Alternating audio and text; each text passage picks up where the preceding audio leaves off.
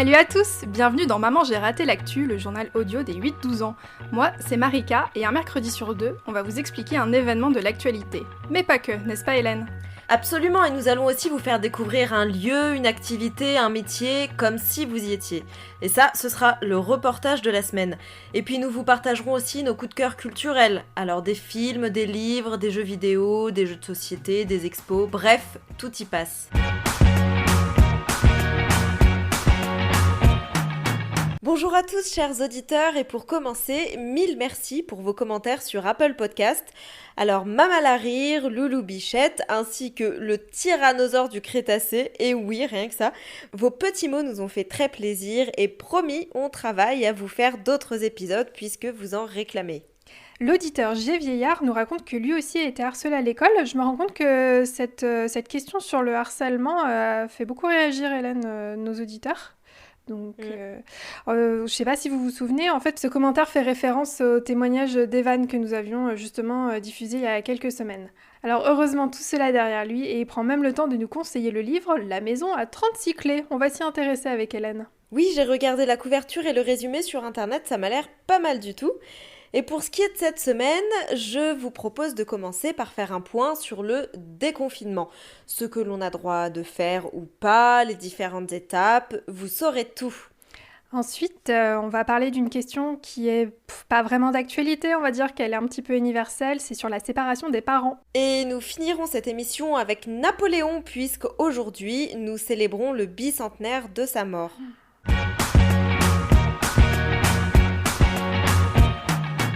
Hélène, je suis trop contente parce qu'on va pouvoir enfin se revoir. Oui, moi aussi, car en effet, depuis lundi dernier, il n'y a plus de limite pour se déplacer.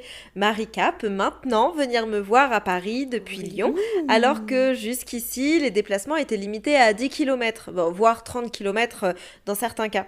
Alors pour le couvre-feu, en revanche, rien ne change pour le moment, mais ça ne va pas durer. Alors je suis un peu perdue Hélène, parce qu'en fait, contrairement aux autres fois, le déconfinement, il va se faire étape par étape et non pas d'un coup. Exactement, alors en fait dans 2 semaines, donc le 19 mai, soit pile le jour de votre nouvel épisode de Maman j'ai raté l'actu, n'est-ce pas ? Le couvre-feu sera décalé à 21h. Nous allons donc pouvoir profiter un peu plus du soleil et puis les boutiques, les lieux culturels et sportifs vont pouvoir rouvrir en limitant le nombre de personnes. Et vous allez pouvoir recommencer vos activités sportives aussi. Et puis pour vos parents, super nouvelle, les terrasses des cafés et des restaurants vont pouvoir rouvrir, donc ça va faire des heureux. Ah, j'ai hâte de me prendre un petit Diabolo grenadine en terrasse. Et du coup, alors les prochaines étapes, c'est quoi ? Alors 3 semaines après, nouvelle étape, le couvre-feu est repoussé encore une fois, jusque 23h cette fois. Les cafés et les restaurants vont pouvoir ouvrir leurs salles intérieures, à condition que les tables ne dépassent pas 6 personnes. Les stades, les salons, les expositions vont pouvoir accueillir du public aussi, mais il faudra obligatoirement avoir un pass sanitaire. Ça consiste en quoi ce pass ? Alors en fait, il s'agit d'un document que l'on aura dans son téléphone ou que l'on pourra imprimer et qui prouve soit que l'on a un résultat négatif suite à un test PCR réalisé moins de 2 jours avant, soit un certificat mentionnant qu'on est guéri de la Covid-19, ou alors, dernier cas, un document qui prouve que l'on est vacciné contre la Covid-19. Les touristes étrangers ou venant des Outre-mer vont devoir se munir de ce pass pour pouvoir entrer en France. Bon alors si j'ai bien compté, il reste une étape. Tout à fait Marika, et cette fois-ci ce sera fin juin, le 30, juste avant les vacances scolaires. Il n'y aura cette fois-ci plus de couvre-feu et plus de nombre limité de personnes autorisées à entrer dans les cinémas, les théâtres, etc. Il sera possible également d'assister à un festival de musique, mais seulement si on possède le pass sanitaire. Ok, donc le 30 juin, tout ça sera derrière nous. Donc ça veut dire qu'il n'y a plus beaucoup de gens malades. Alors si, actuellement, près de 29 000 personnes sont hospitalisées, dont environ 5 600 en réanimation. C'est 2 000 de plus que lors du déconfinement de décembre.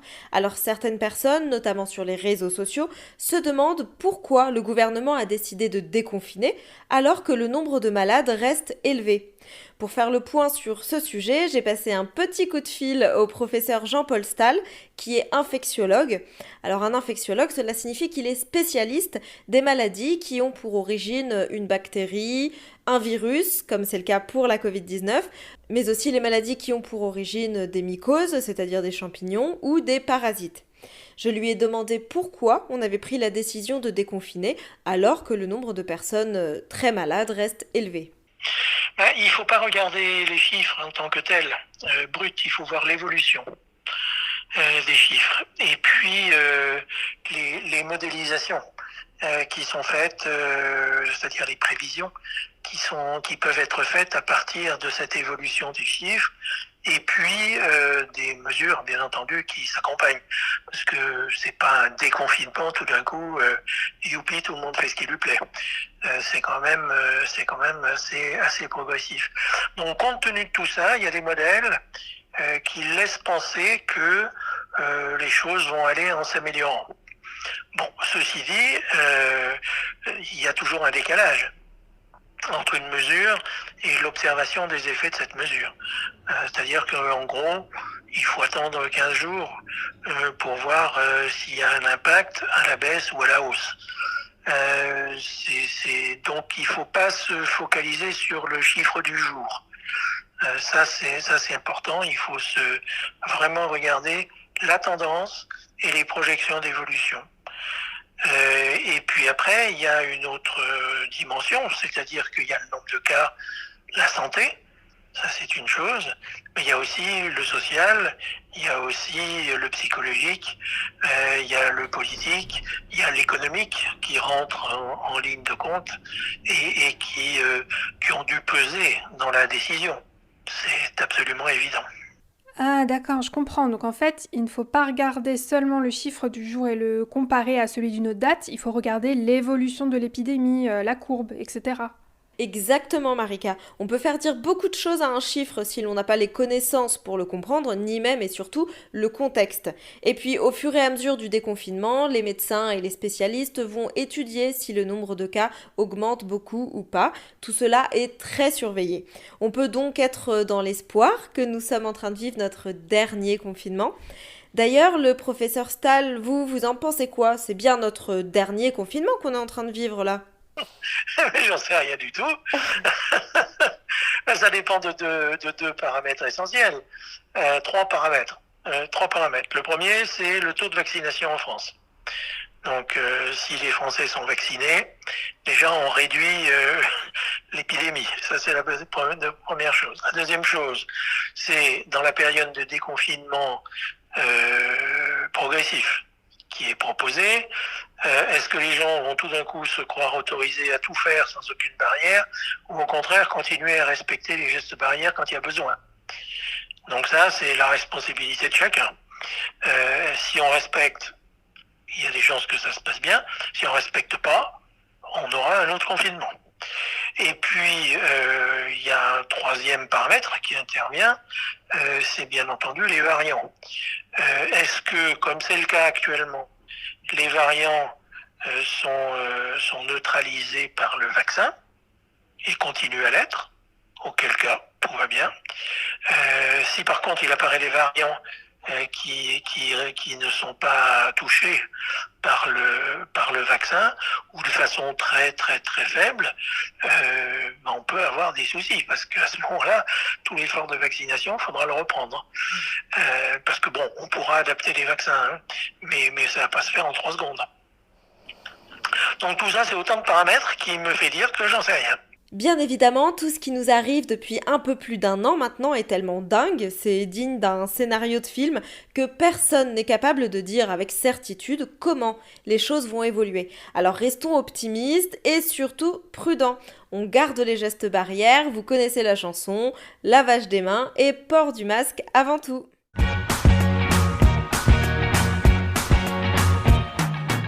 Chaque semaine, un jeune auditeur comme toi nous pose une question. Voici la question de la semaine. Bonjour, je m'appelle Alice, j'ai 7 ans, je suis à l'école de Djibouti, Dolto, et je suis en CE1C. J'aimerais vous poser la question, pourquoi les parents se séparent? Merci. Alors, je ne vais pas vous mentir, la question d'Alice m'a beaucoup touchée. On en parlera un peu plus tard, mais pour l'instant, je laisse l'intervenante de la semaine se présenter. Bonjour Alice, je suis Anne-Marion Decailleux et je suis avocat et médiateur familial, c'est-à-dire que j'aide notamment les parents qui se disputent ou qui se séparent à mieux s'entendre, soit pour qu'ils puissent rester ensemble, soit pour que leur séparation se passe bien. Car oui, peut-être que vous ne le saviez pas, mais quand on se sépare, ça ne se fait pas en un claquement de doigts, surtout quand le couple en question a un ou des enfants. En fait, se séparer, ça peut prendre beaucoup de temps. C'est là que faire appel à des personnes extérieures, comme Anne-Marion Decailleux, est très utile pour obtenir de l'aide. Alors avant de répondre à la question d'Alice, Anne-Marion Decailleux a une petite introduction à faire. Elle est intéressante ta question Alice. Pourquoi les parents se séparent ? Ben oui, il est difficile de comprendre pour un enfant pourquoi les deux personnes qu'il aime tellement, parfois ne s'aiment plus et décident de ne plus vivre ensemble. Qu'est-ce qui fait qu'ils décident d'avoir chacun une maison et que leurs enfants soient obligés de vivre un peu chez l'un et un peu chez l'autre ? Il doit bien y avoir une raison très sérieuse. Eh bien, je vais te dire, Alice, que si tu interroges les parents, ils te diront « parce qu'on ne s'aimait plus ». Mais je suis d'accord avec toi pour dire que cette réponse, elle n'aide pas tellement à comprendre. Comment ça, vous ne vous aimiez plus ? Pourquoi vous ne vous aimiez plus ? Et là, ils seront bien embêtés pour le dire, car souvent, ils ne le savent pas trop eux-mêmes. C'est pour cela qu'il y a autant de livres, de films, de chansons, de poèmes sur l'amour. Tout le monde se demande bien pourquoi on peut aimer, puis ne plus aimer. En fait, je crois que pour chaque personne, la réponse est différente. Bon cela étant dit, on peut poursuivre. Bon, d'abord, tous les parents ne se séparent pas. C'est possible de s'aimer longtemps et d'avoir une assez bonne vie pour rester ensemble. Ceux qui se séparent, c'est généralement parce que leur vie ensemble était devenue pénible et qu'ils ont considéré qu'ils seraient mieux plus loin l'un de l'autre. Tu sais, les adultes, c'est comme les enfants. Avec le temps, ils évoluent. Quand on tombe amoureux, on est sur un nuage, on voit tout en rose. On a plein d'envies ensemble. Voyager, manger, danser, habiter ensemble, avoir des enfants. Naturellement et sans effort, on va faire des choses qui font plaisir à l'autre. Mais au bout d'un moment, parfois, le nuage s'envole. Le rose devient moins rose. Et on voit tout différemment. C'est un peu pareil en amitié d'ailleurs, parfois. Tu l'as peut-être vécu. Tu deviens très ami avec une copine que tu trouves géniale. Et un jour, il y a un problème et tu ne veux plus lui parler. Je vais m'arrêter sur cela un instant. C'est vrai que l'on parle de rupture amoureuse, mais parfois aussi de rupture amicale. Ça peut faire mal de se disputer avec un ami et de ne plus pouvoir lui parler. Pénélope Bagieux, l'auteure de Culotté ou encore Sacrée sorcière, le disait dans une interview. Quand elle était au collège ou au lycée, elle s'est disputée avec sa meilleure amie. Des années plus tard, elle y pensait encore et se demandait régulièrement ce que cette meilleure amie était devenue. Bon, en tout cas, je divague et je laisse Anne-Marion Decailleux poursuivre. En amour aussi, il y a des évolutions. Les petites différences entre les amoureux, avec le temps, peuvent devenir grandes. On se rend compte que l'un se lève tôt et l'autre tard. L'un mange beaucoup et l'autre peu. L'un bouge tout le temps et l'autre préfère rester lire à la maison. L'un aime la ville et l'autre la campagne. L'un aime la voile et l'autre la marche. On ne veut pas regarder la même chose à la télé. Ils le savaient avant, mais le sentiment amoureux ne donnait aucune importance à tout ça. Seulement, si le sentiment amoureux s'en va, il peut devenir difficile de se parler, de s'accepter, de se comprendre, d'être gentils les uns avec les autres. Et du coup, il devient difficile de vivre ensemble. Tu le sais, vivre à plusieurs, à deux par exemple, c'est pas toujours facile. Partager sa salle de bain, manger ensemble, écouter sa musique, discuter de plein de sujets, ne pas être d'accord. Petit à petit, on peut s'agacer, s'énerver et même se disputer. Alors surtout si on a beaucoup de boulot, des familles qui ne s'entendent pas très bien, des problèmes d'argent ou une maladie par exemple. C'est très fatigant de vivre avec quelqu'un qu'on ne comprend plus et c'est difficile pour les enfants quand ils sont là à la maison. Quand c'est comme ça, les parents finissent souvent par se dire qu'il vaut mieux se séparer parce que la vie devient pénible et que c'est la seule solution qu'ils trouvent pour retrouver de la paix, de la légèreté et du bonheur. En se disant que pour les enfants, il vaut mieux 2 maisons où ça se passe bien plutôt qu'une seule où ça se passe mal.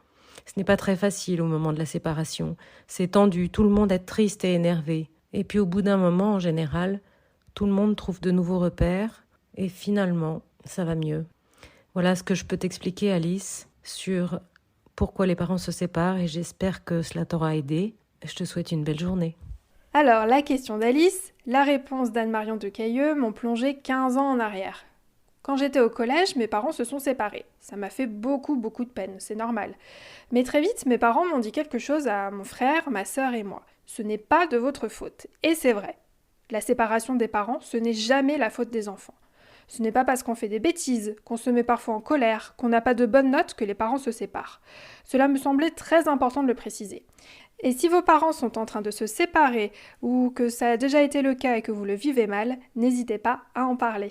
Et si toi aussi tu as une question à nous poser, envoie-nous un mail à mamangerratelactu@gmail.com avec ton prénom, ton âge, ta classe et ta question, le tout dans un message audio.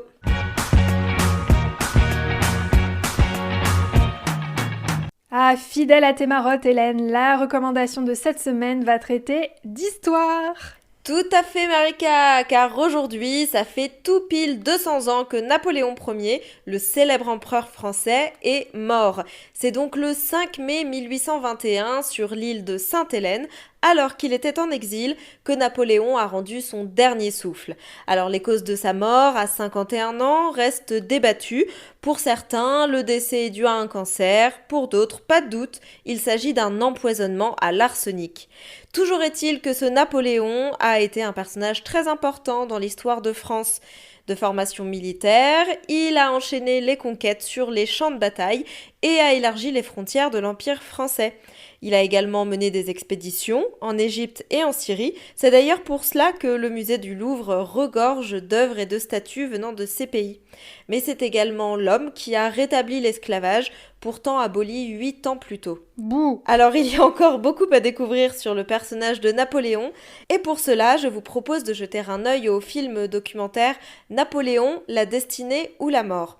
Il y a de nombreux passages en dessin animé, après je vous préviens, c'est pas forcément toujours raconté de manière très simple, mais vous pourrez toujours en retirer plein de super infos.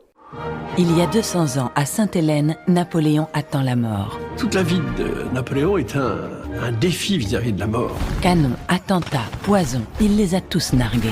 Il est l'homme qui est plus fort que les circonstances, qui est plus fort que la force de l'ennemi. Se croyant l'élu des dieux, il sera l'élu des hommes. L'image de Napoléon christique, c'est dans sa tête. Et c'est ça la postérité. Mégalomanie ou angoisse? Napoléon, la destinée et la mort, samedi à 20h50. Bon bah alors Hélène, où c'est qu'on peut le trouver ce super documentaire ? Alors Napoléon, la destinée ou la mort est disponible en accès libre sur arte.tv jusque fin juin.